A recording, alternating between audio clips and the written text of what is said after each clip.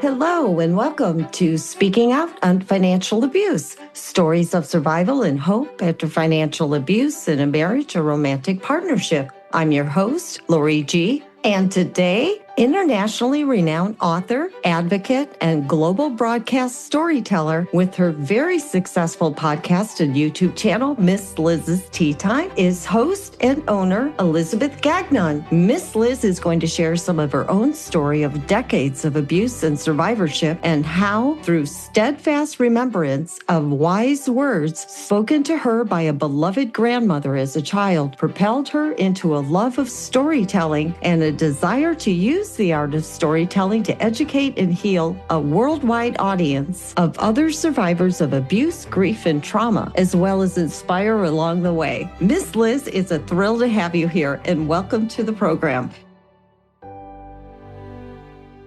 Thank you for having me. So, where in the world are you now, and where are you originally from?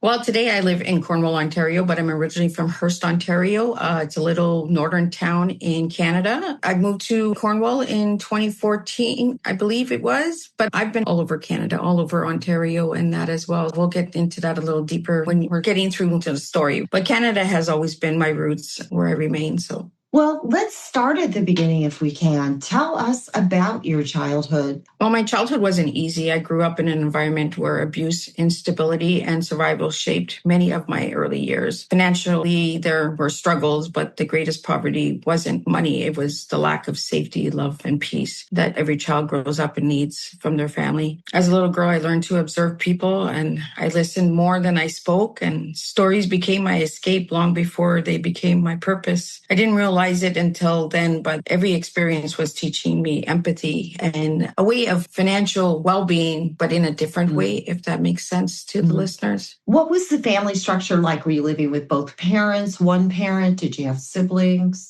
My parents, they were up and down because of addictions and stuff like that as well. So we were in and out of foster homes. We were living with grandparents, aunts and uncles. There was a lot of confusion, a lot of instability growing up. So I learned how to just carry on and just move forward with every situation that came my way. This inner me just kind of took over and I got to go through it even during the hard times. But family life was very dysfunctional, very unstable. There was no stability. Even in foster homes, there was no stability because we were separated. Some siblings stayed together. Some of us didn't at times. A lot of my childhood, I kind of blacked out. They call that survival as well, because I just don't remember staying with certain aunts and uncles. Like I have them tell me that I stayed with them. But growing up, there was always games with money. There was always the remoli or poker or carrot. We always had money to show us how to continue. As a child, I learned that nickels and dimes were important and to collect them and save them. So that kind of gave me like a savings mindset at a young age as well. Well, did you already have some kind of passion for storytelling growing up in a very chaotic, high-stress family life? Did that inspire you as a young child?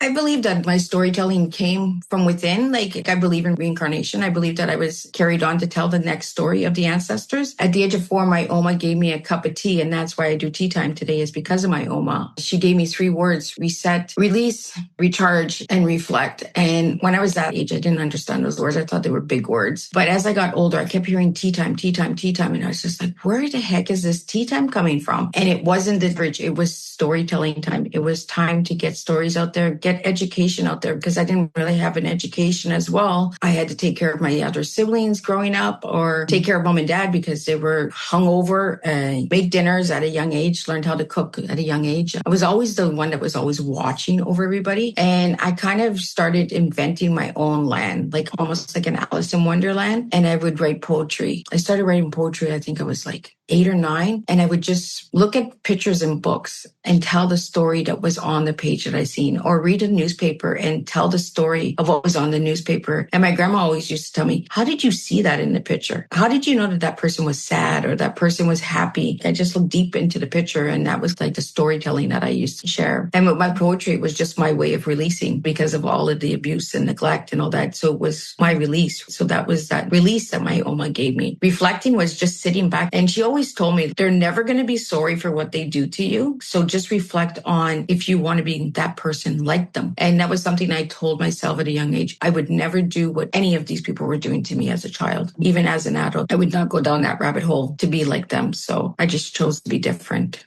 You've certainly created an extraordinary business and a show. You bring strength, you bring transformation, you talk about recharging, reflecting, all these very powerful, inspirational ways to transform someone's life. And you have such a large global audience of listeners. But how did you transition to that? From you went through this upbringing, what happened from the time you became an adult to the time you started something like this? Can we talk about that or start at the beginning of that?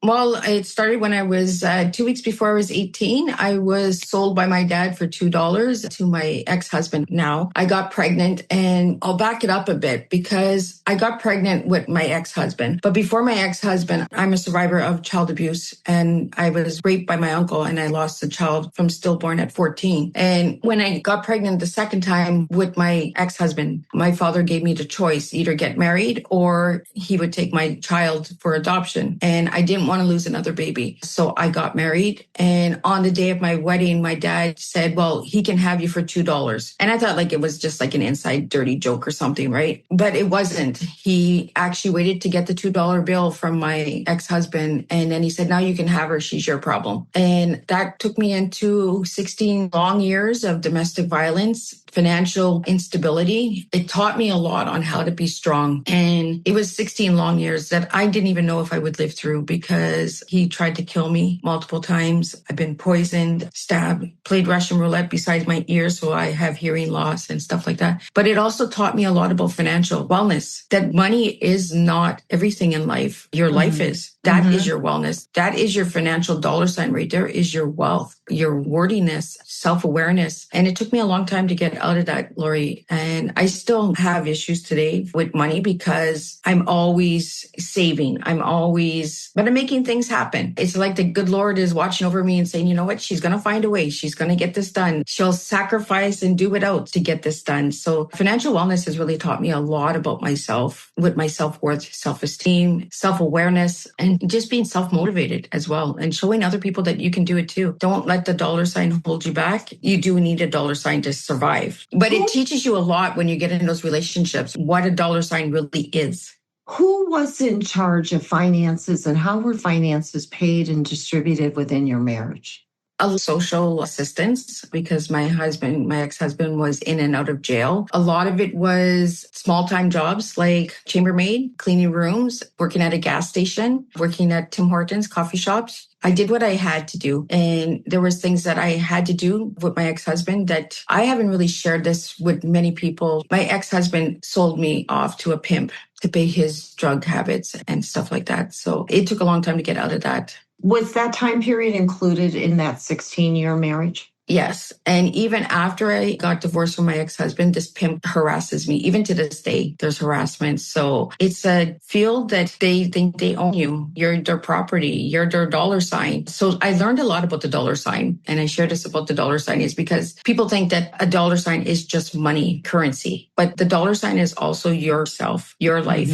It's your choices. Exactly. And nobody owns you. Nobody has the right to have property of you. And you don't have to obey anybody. I hate that word obey. My ex-husband used that all the time on me. My father used that a lot on me too. You will obey your father. You will obey your mother. So those kind of words I kind of remove from my vocabulary in today's world. But the podcast, Lori, it came because I started my business in 2015 and I had a tea party with a bunch of women in my community and I invited them. I hadn't had any girlfriend friends because my ex-husband always wanted me to be just family so he could hide stuff. I had this party and this one lady said, well, can we do this in the community? And I said, I don't know, let's give it a try. And I wanted to give back to the people that really helped me stay strong was the community services like sexual abuse services, shelters, women's shelters and stuff like that. So that's what we did is we did community events for 3 years, I believe, and we raised over $5,000 for some services in my area. And then we went virtual and I knew something was coming with COVID. I just felt it, like I had this inner thing. And I was also a rising leader for an anthology collection that I'm a part of. And I was just like, but I have guests that come to my tea tea party and I have speakers that come to my tea party. So can I do this virtual? And then it just took off. And 7 years later, over 740 interviews, meeting all people, all walks of life. And we're doing like all different types of abuse, grief, mental health, financial wellness. We're doing a lot of different topics. And we're just seeing that everybody around the world is got the same struggles and same things that they have to deal with each and every day. And I love having people that write books for educational reasons, why they write those types of genres. And I became a writer. So for me, it was the self-help that always drew me in. So that's what I did with books, is kind of like self-help books. But the podcasting is not really a podcast for me. It's more of a service, more of a mission, more of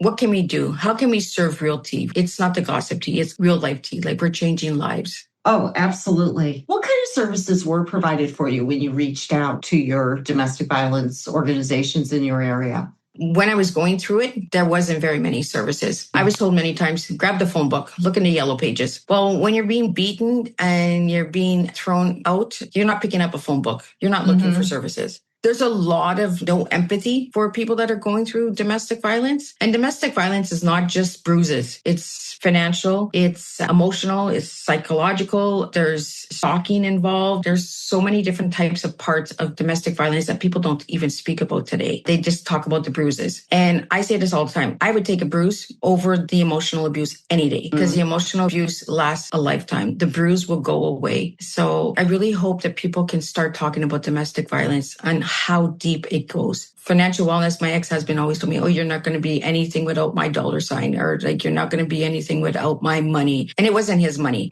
It wasn't his money. It was me working. He would come and take my paychecks when I was working. Even people noticed after I left my ex-husband, they were like, oh, her Jekyll and Hyde is no longer beside her. And that was a total stranger that noticed that. And I was like, oh, nice to see you. It's been a while. Even strangers noticed, but my paychecks were instantly his. He would pick them up and he would just take them. So there was no money for me. And then I learned to hide money. So I would put them in tin cans or bottles, just little trinkets. And then I started collecting trinkets. And a lot of people think I have trinkets all over, but you just don't know what's in those trinkets. I always tell my kids, you'd be surprised if you pick up that tin can and you might just find a couple $100 in there.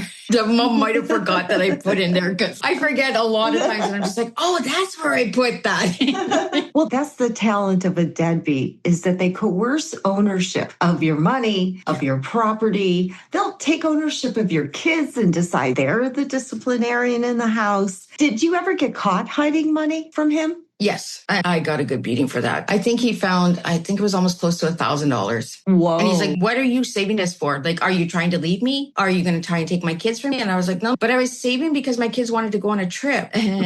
But as soon as he found out that I was hiding stuff, he always assumed I was taking the kids. I was doing this, I was doing that. And my ex-husband actually got me to sign a letter signing my 2 older kids over to him. He told me it was a separation paper and he wouldn't give me a chance to read the papers. And I just signed it because it was either sign the papers or get another beating. So I signed the papers and then I found out that he had taken full custody of my 2 older kids. Wow. So then it was court cases for me to get custody of my kids that I was with all the time. I never left my kids. So even the courts in Canada, they're like, how did he pull this off? She lived with the kids and then he sued me for child support and I was the one that had the kids. He was the one out of the picture. He was suing me for child support. Yeah, it was just a real rabbit hole. That takes balls. And he would remand court cases. And then finally, to get my kids back, which I already had, they were living with me. He wasn't even living with us. We went to court and the judge asked me, he said, do you have his phone number? And I said, yes, I do. And he called him right in the court. Mr. Gagnon, do you need to be somewhere today? And he's like, oh, I can't make it. I don't have the way of getting here. And he's like, well, you know what? You've wasted enough time of this woman's life and these kids. She has custody of her kids. I don't even know how you pulled this off or what judge gave you this permission, but get out of here. And then he told me, he said, you can leave and those kids are yours. Don't worry. Wow. You can go anywhere with these kids. Because he always threatened me if I would try to take the older ones that he would charge me with kidnapping. I just stayed so I wouldn't get charged with kidnapping of my own kids that I was raising. How did he end up after you finally got divorced after all of this pretty serious series of incidents?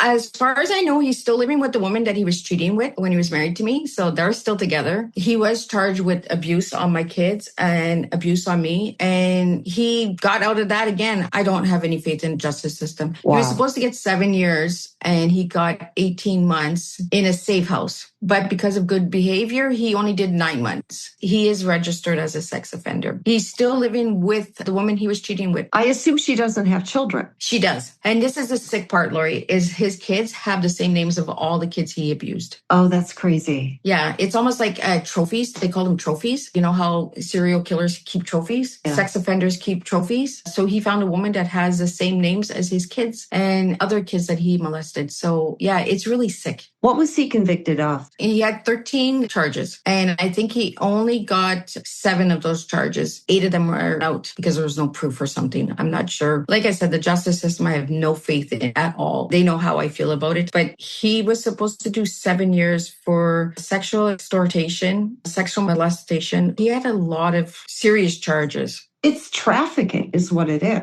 Well, he was supposed to do 7 years, Lori. It's like nothing. And he did 9 months because we did a video call with him because he couldn't come to court again. Shocker. So we did a video conference with him because he said, I don't have any money. I can't come to court. It was his way of prolonging. Yeah, backfired though. And his words were to his children and to me, I don't want to destroy my family, so I'm going to plead guilty. And I was just like, the family is destroyed. These kids are destroyed for life. Get out of here. And then they gave him 9 months. So that was like a slap in the face for the kids. Yeah, not to see justice being done. So it gave my son the okay of being the same. My son has a lot of traits like his father, where he thinks he has no accountability to his actions. And I'm the parent that's saying, you know what? Responsibility, accountability counts. If you're doing something wrong, you have to face it. It's not a game. You don't play with the court systems. You don't play with people's lives. He got to see the courts just throw it out like it was a joke. Not a good look for kids. And kids, they do what they see, right? So the example is the example that those kids will use. And I'm the parent that says, you know what? No, we're not doing this. You do wrong, you do the time. We're not playing this game of you can get away with it and everything's a joke. Or I didn't mean to say that. Or that wasn't what I meant to say. Or no, we're not doing that. Well, it takes monumental strength, ambition for sure, and a lot of smarts to transform a parade of horrible experiences into an inspirational business aimed at enriching the lives of others. What do you think made you different, Miss Liz? Why do you think you decided instead that you were going to transform this?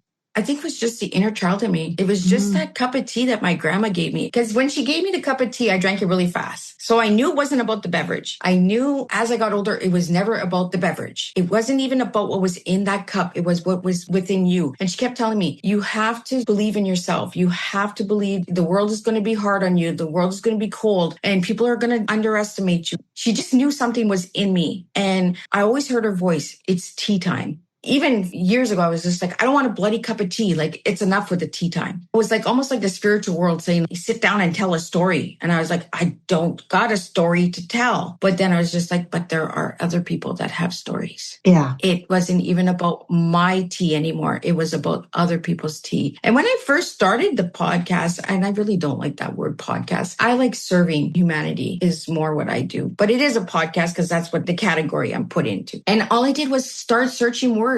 Making a difference, inspirational, children's education. I was just putting that in Instagram, like search bars. And then I'd find this unique place or a unique book that I would want to know more about. So I was like, well, I'm sure there's at least one other person out there that wants to know about this person or this book or this organization because I've never heard of them. So maybe they've never heard of them. So if we have a conversation, well, then people know about them. And it just went from there. I became the Peace Ambassador for Canada. Somebody had nominated me to be the Peace Ambassador. And I was like, I'm just the lady that serves tea. What do you guys want me to do with this? So I said, sure, sign me up. What does it do? What do I have to do? What do you need from me? Do you need a picture? It was a project that just brought people together just to talk about peace. And we did a music event that you can still see, I believe, on YouTube. And it's 3 hours and 19 minutes long. And I think there's 21 different countries that participated in there. There's kids and choirs and stuff like that. It was really a nice event. And that was a 1-year project. And it brought 6 different countries together. But then I'm the person that likes to help everybody.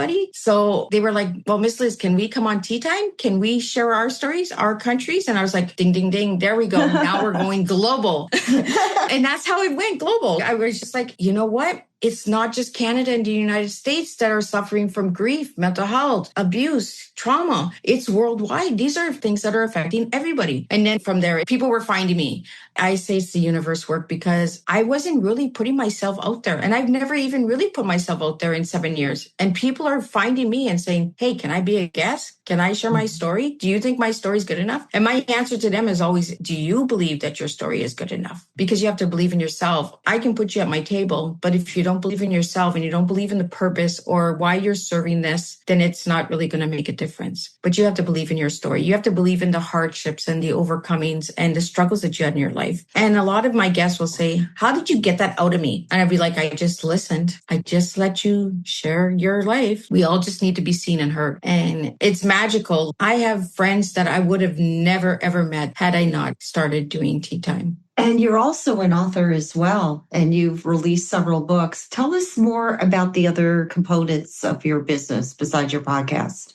Well, I'm also an international speaker, so I speak and I'm an advocate for domestic violence, child abuse, mental health, grief, because I've grieved the living and the passing. My daughter's stillborn and my children being put into foster care for safety reasons. So I grieved the living children. So I speak on that as well. I also am a writer. I've co-authored in 8 anthology books, and then I've written my own 3 books in 2023, and they're called T, of course, but I did them in 3 different books. So T is teaching, E is education, and A is awareness. And I kind of just share my story. So in the T book, I share the childhood abuse, but I use words instead of chapter 1, chapter 2. I do T1, T2. And I have little exercises in there that got me through my stuff. And then the images, they're really about looking within. When I was a little girl, I always looked at the paper images and wrote stories. So I want people, when they look at my T books, to see, oh, the first book is just a single cup and a single pot of tea with a single chair. Well, when you're in the moment of child abuse, you're by yourself. So it's the singleness. And then in the second book, in E, it's pulling the tea bag out. Well, grief is pulling on the heart all the time, days, months, years. So I wanted that. And then the A is just a nice flow into a golden cup. And that's the awareness of mental health, because a lot of people will say, I live with mental health, but they don't even understand the mental health that they're living with. They don't understand the diagnosis. They don't understand why they're put on medications or why they're not a candidate for therapy or stuff like that. So for me, I want to bring awareness through my storytelling and through my books and my work and my journey that we all can make a difference by being different, by being unique, and by sharing and opening it up. And the Tea books, I really didn't care if I sold 1 book. I just wanted to show myself that I could write a book on my own because I had written 8 with other people. And I was just like, is my book going to sell if I write it by myself? Is my story going to be good enough? And that's where I was starting to doubt myself. And it took me 9 months. And the way that I look at it, it was like the beginning of a new baby. And what I did is I dedicated all 3 books, each one to one of my kids. And then in memory, I have Ashley, who passed, in all 3 books.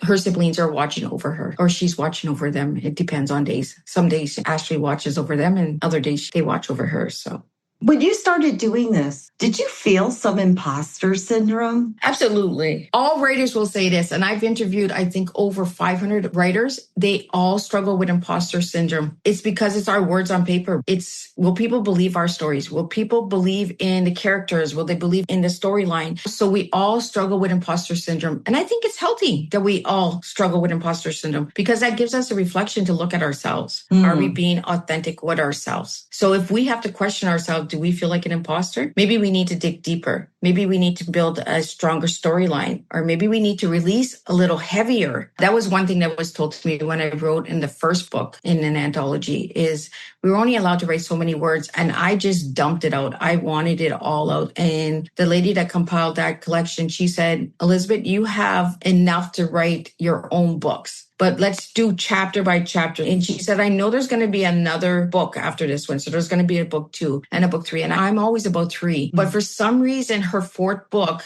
because of the title, Full Circle, I knew I had to do it. So I wrote in all 4 of her books for the series, and it kind of gave me a chance to write different chapters of my life as well. So I'm forever grateful for that collection, Sacred Hearts Rising by Brenda Hammond. She's my saving grace. She's my mama bird that threw me out of the bird's nest and told me to fly on my own. So I'm forever grateful for that woman. What kind of letters and responses have you gotten back from your show and your books from your audiences that really make you do feel like you're making a difference? There's some where I sit here and I cry because people get it. People understand that a simple conversation is changing lives. And I believe that's how we're going to save humanity, as well as having this conversation like we're having right now. Our messages and emails I get, or just a thank you for having that topic today. I needed that today, Miss Liz. Like, how did you know? And the way that I throw the humor into the heavy stuff, people thank me for that. They're like, you know what? I thought this was going to be a really heavy show, but then you threw in a stupid joke and it made me laugh. It made me chuckle, but it made me understand the heaviness of that. Because when it gets too heavy, I find then people start to fall victim again or pity mode, and then they forget their journey. And I'm just here to guide them and say, you know what? Just spill your tea. Is that your tea? That's one of the questions I ask all my guests. What is your tea? Because I can't tell you who you are. Only you can tell me who you are. And then they'll be like, oh my goodness, I never realized I was this, or that I did this, or I overcame this. But I sit here sometimes and I'll get an email and I'll just cry. But they're not sad tears, they're happy tears, because I know that it's making a difference. And then I have people that want to meet me in person. And I've met 9 guests so far. And my goal is to meet all my guests. One day I'd like to have a That's going to be a lot of people. That's over 700 people, right? So maybe that'll be my new wedding.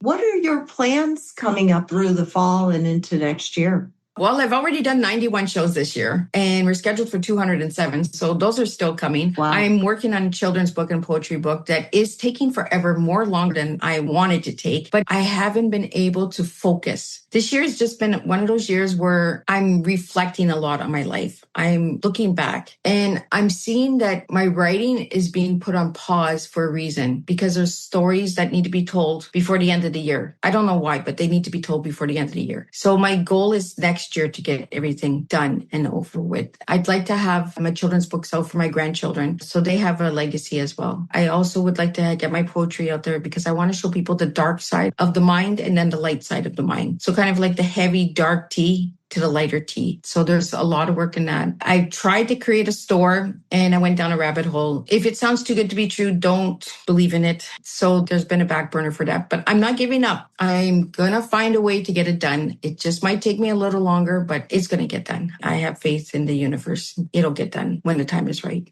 You are an extraordinary person, Miss Liz. I mean, not only is your show great and inspirational, and to my audience, I've been listening to her show myself. And if you've ever loved the books, Chicken Soup for the Soul, but with kind of an innovative twist to it, I just can't recommend this enough. I have 2 questions for you, though, I'd love to ask you. What is your tip for someone listening right now who is in a relationship of abuse, but hasn't been brave enough to take that first step?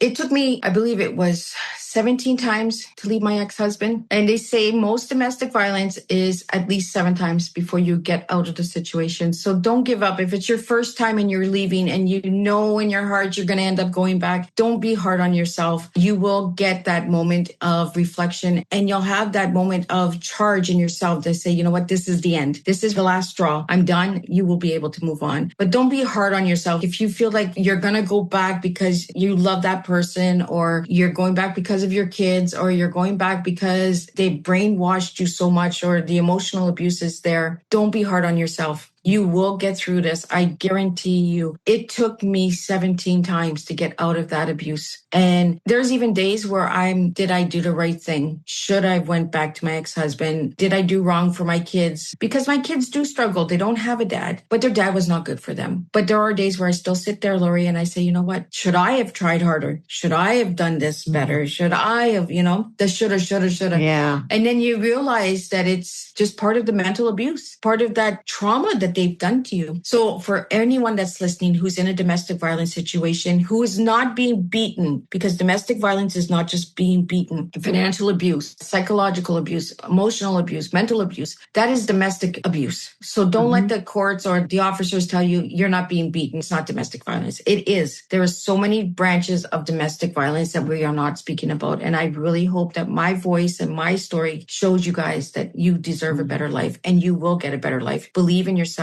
Just look in the mirror. Self-affirmations. The mirror is not going to hurt you. It's the person that you're living with is going to hurt you. The mirror won't. So look within yourself and know that you have the strength to get out. Yeah. I hope I save at least one life by sharing my story, Lori. But don't be hard on yourself if you do go back, because it does take time to get out of those situations. Yeah, very wise words. watch the red flags. If someone says they love you too fast, that's a red flag. If someone says that they're going to sweep you off your feet, Prince Charming, that's a red flag. And it's not just women that are being abused, it's men as well. I have a son, and I always say this, Lori, there are women out there too that are evil and are doing domestic violence. So let's bring awareness to that as well. It's not just women, it's men as well that are being abused. So if anyone is being abused today and you're listening to this amazing podcast, know that you're not alone, and you can always reach out. I'm 24/7. You can reach out to me on any of my platforms. And I'm not a coach. I'm not a therapist. I'm just a survivor, a woman who wants to make a difference and does understand because I have lived that experience. What is your tip for someone who is newly out of an abusive relationship but doesn't know what to do next to start to recover their life? Celebrate yourself. Celebrate yourself, because it took everything in you to get to where you are. So celebrate yourself. One of my therapists used to tell me, buy yourself a single rose or buy yourself a gift, a new outfit. Celebrate yourself, because it took a lot to get out. We don't celebrate ourselves enough, and it doesn't need to be a big one. A simple flower, a dollar store little trinket, a chocolate bar. You know, if you were not allowed to have sweets, go buy yourself a chocolate bar. Little things, just simple little things. And take time for tea. That doesn't mean the beverage. It just means take time for you. Take time for your journey. Oh, I am so thrilled to have had you here. I hope you come back, Miss Liz. I would really, really like you to come back at the beginning of next year and talk to us about your new book. And I will also list all of her resources and also links to her show. I can't recommend it enough. It really is a wonderful way to spend your time if you want to listen to something both inspirational and, as you said, very educational. Miss Liz, I really appreciate you coming here. Well, thank you, Lori, for having me. It was a pleasure. And I really hope that we have made a difference with today's podcast. So thank you so much. I am honored to be on your show. And this is Lori G, and we're speaking out on financial abuse.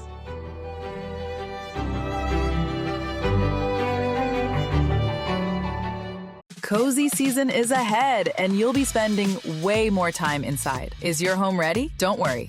With Wayfair, you can upgrade your space without breaking the bank. Score up to 70% off during their Labor Day clearance on furniture, area rugs, mattresses, and more. Plus, surprise flash deals you can't miss. Whether it's one room or the whole house, Wayfair has pieces for every style and budget. Shop Wayfair's Labor Day clearance now through September 7th at wayfair.com. Wayfair, every style, every home.